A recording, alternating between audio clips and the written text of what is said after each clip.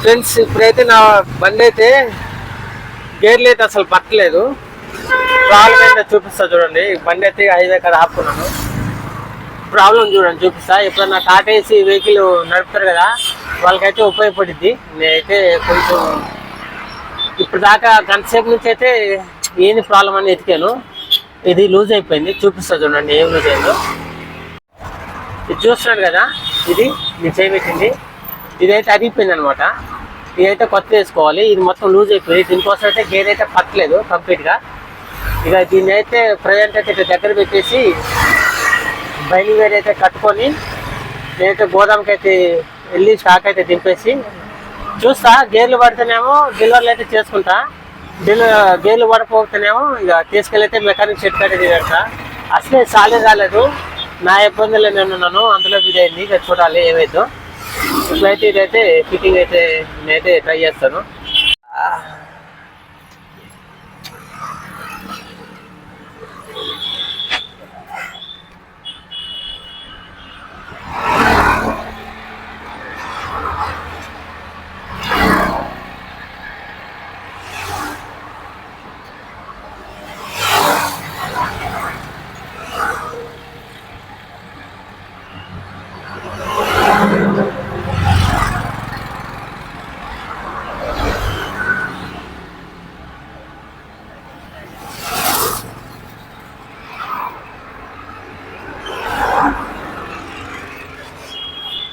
Friends, ఇప్పుడైతే ఇట్లా try చేస్తున్నా.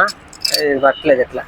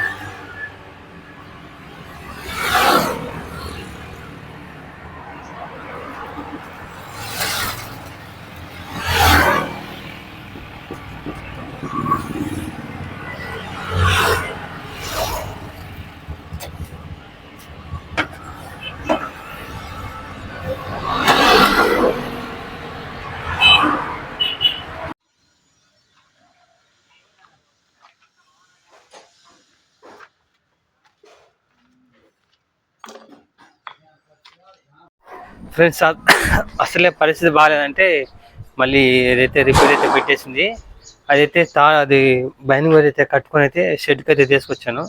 ఇవి చూస్తాను కదా, ఇప్పుడైతే కొత్తది వేపిస్తున్నాను. ఈరోజు అయితే ఉదయాన్నే నాకైతే ఎట్లా అయింది. నాకు గోదాం కాడ అట్లా అయినా కానీ ఏం కాపేది, కానీ మళ్ళీ ఏడకి వచ్చిన తర్వాత అయింది. మధ్యలో సగం దూరం వచ్చినాక ఇక్కడ రిపేర్ షాప్లు ఎక్కడ ఏం లేవు అనమాట. అది అప్పటికి గట్టి కట్టుకొని మూడే గేర్లు అయితే బండిని అయితే చిన్నగా నడిపించుకుంటూ అయితే తీసుకొచ్చి అయితే ఇక రిపేరింగ్ అయితే షెడ్కి అయితే వచ్చేసాను. ఇక ప్రజాన్ని చూస్తున్నాను కదా, షెడ్ కాడ అయితే ఉన్నాను. ఇదైతే ఇప్పుడు మార్పించి కొత్తది వేపిస్తే ఇక బండి ఎట్లా నడిచిద్దో చూడండి. ఇక బండి అయితే ఇక్కడ ఆపిస్తాను. లోడ్ పెడదామంటే ప్లేస్ లేదు, బయట అయితే పెట్టామన్నాడు. ఇక మన బండి అయితే బయట పెట్టాను. మెకానిక్ అయితే రిపేర్ చేస్తున్నారు. శాలరీ అయితే ఇంకా అవ్వలేదు. శాలరీ పడకముందే ఈ ప్రాబ్లం అయితే స్టార్ట్ అయింది. ఇక ఒకటి పోతే ఒకటి అయినట్టు ఇక చెప్పలేము. ఈరోజు తక్కువతో అయిద్దా ఎక్కువతో అయిద్దా ఎంత రిపేర్ అయింది ఏందనే విషయం అయితే మీకైతే మొత్తం అయితే వీడియోలో అయితే చెప్తాను. చూడండి, అదొక ప్రాబ్లం ఉందా, మళ్ళీ వేరే ప్రాబ్లం ఉందా తెలీదు. ఇప్పుడైతే నేను మా వేరే హౌస్ నుంచి దాదాపు ఒక 40-50 కిలోమీటర్ల దూరం వచ్చేసాను. మధ్యలో అయిపోయింది. ఇక అటు ఇటు పడడం లేదు, అందుకని ఇటు తీసుకొచ్చాను. ఫ్రెండ్స్ చూడండి, ఒక్క డెలివరీ కూడా కాలేదు, అంతా లోడ్ అంతా అట్టే ఉంది. కస్టమర్లు అయితే ఒకటే ఫోన్ చేస్తున్నారు. ఇక ఈరోజు అయితే ఎంత లేట్ అయిద్దో ఏందో ఏమేం అర్థం కావట్లేదు. వాళ్ళ మైండ్ అంతా డిస్టర్బ్ ఉంది, వాళ్ళకి ఏం అర్థం కావట్లేదు. ఒక ప్రాబ్లం పోతే ఒక ప్రాబ్లం పోతే ఒక ప్రాబ్లం అట్లుంది. సరే సాలే రాలేదు, ఎట్టకొట్ట దీన్ని బండి అయితే మేనేజ్ చేసుకుందామని డీజిల్కి అయితే అక్కడే ఇక్కడ అడిగైతే డీజిల్ అయితే పోసుకుంటూ బండి అయితే నడిపిస్తున్నా. అంతలోపే మళ్ళీ ఇదొక ప్రాబ్లం అయింది. ఇక చూడాలి ఏం చేయాలో. ఇక ఉదయం అయితే టిఫిన్ చేద్దాం అనుకున్నాను. బండి వేసుకొని కొద్ది దూరం వచ్చినాక తర్వాత ఇలా ఆపిన తర్వాత ఇక్కడ టిఫిన్ చేద్దాంలే అనుకున్నాను. ఆలోపు అయితే ఎట్లయింది. ఇక టిఫిన్ కూడా అయితే ఏం చేయలేదు.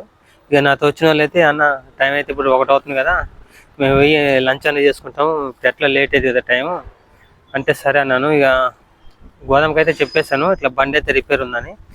సరే మేము వేరే వెహికల్ అయితే పంపిస్తాము, నువ్వు ఎక్కడున్నావో బండి ఎక్కడ ఏ షెడ్ కాడ పెట్టావో లొకేషన్ అయితే పెట్టమన్నాడు. లొకేషన్ అయితే పెట్టేశాను. ఇక బండి అయితే పంపిస్తే వాళ్ళైతే ఈ లోడ్ మొత్తం దింపి వేరే వెహికల్ అయితే వేసేస్తాము. ఎందుకంటే నాది ఇప్పుడు టైం ఎంత పట్టిదో తెలీదు. ఇక కస్టమర్లు అయితే ఊరుకోరు కదా మన కోసం. బండి రిపేర్ ఏంటంటే వాళ్ళకి అవసరం లేదు కదా, మా డెలివరీ అయితే మాకు కావాలంటారు. అది వాళ్ళు అన్నది కరెక్టే. ఇప్పుడు మనం సఫర్ అయినట్టు వాళ్ళు కాదు కదా, వాళ్ళకి అవసరం లేదు. వాళ్ళకైతే డెలివరీ వెళ్ళైతే నేను గోదావరిలో చెప్పేశాను, సరే అది వేరే వెహికల్ అయితే పంపించండి, వెహికల్ అయితే మీరు మార్చుకున్న తర్వాత అని చెప్తే సరే పంపిస్తా అన్నారు. ఇక బండి వస్తే ఆ బండిలో అయితే లోడ్ అయితే వేసి పంపిస్తాను. ఈరోజు అయితే ఇక చూడండి ఫ్రెండ్స్ చేస్తాను ఉన్నాడు రిపేరు. టైం ఎంత పెట్టిద్దో తెలియదు. ఇక నాకైతే అన్నం కూడా తినబుద్ధి కాలేదు, టిఫిన్ కూడా చేయబుద్ధి కావట్లేదు. ఈ బండి రిపేర్ అయితే ఒక టెన్షన్ కాదు, ఒకటి పోతే ఒకటి. అసలే డీజిల్కి డబ్బులు లేవని ఇబ్బంది పడుతుంటే ఆలోపు ఇది పెట్టేసింది. ఇక చిన్న పెట్టిద్దా పెద్దగా అయిద్దా తెలియదు. ఆల్రెడీ నేను ఇంజిన్ ఆయిల్, డీజిల్ ఫిల్టర్లు, ఆయిల్ ఫిల్టర్లు అన్నీ మారుద్దాము, ఇక డబ్బులు వచ్చిన ఒకటిసారి అయితే చిన్నవి చేపిద్దాం అనుకున్నాను. అందులోకి ఇది పెట్టింది. ఇక చూడాలి పొజిషను.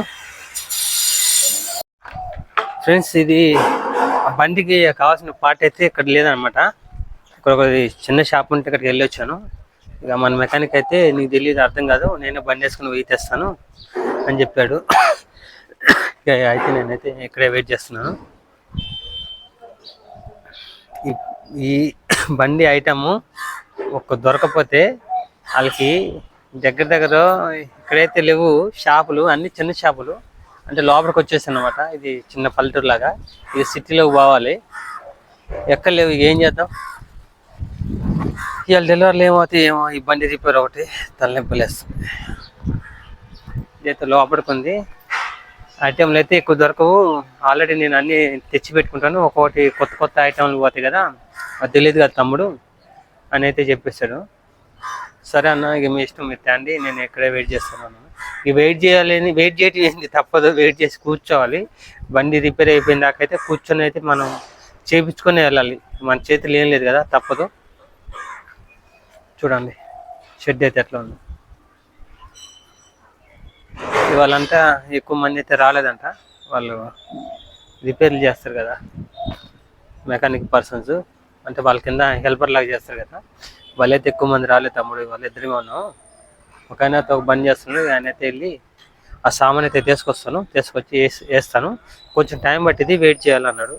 ఎంత టైం అయినా కానీ పర్లేదన్న, నాకైతే బండి అయితే మొత్తం అయితే ఇప్పుడు నడిచేటట్టు అయితే పర్ఫెక్ట్ అయితే చెయ్యి, తర్వాత మేము ఇబ్బంది పడాలి కదా, రోడ్డు మీదకి వెళ్తే ఇక మేము ఇబ్బంది పడలేము, మాతో కాదన్న. ఎందుకంటే లాంగ్ తిరగాలి కదా ఫ్రెండ్స్. ఏడన్నా అడుగులు ఆగిపోయింది అనుకో, ఎవరు రాను కూడా రాడు. ట్యూషన్ కట్టినా కానీ 2-3 ఏళ్ళు అడుగుతాడు. ఉదయం నుంచి సాయంత్రం నడిపితేనే మనకి 500 కూడా రావు, 500, 600 కూడా రావు దీని మీద.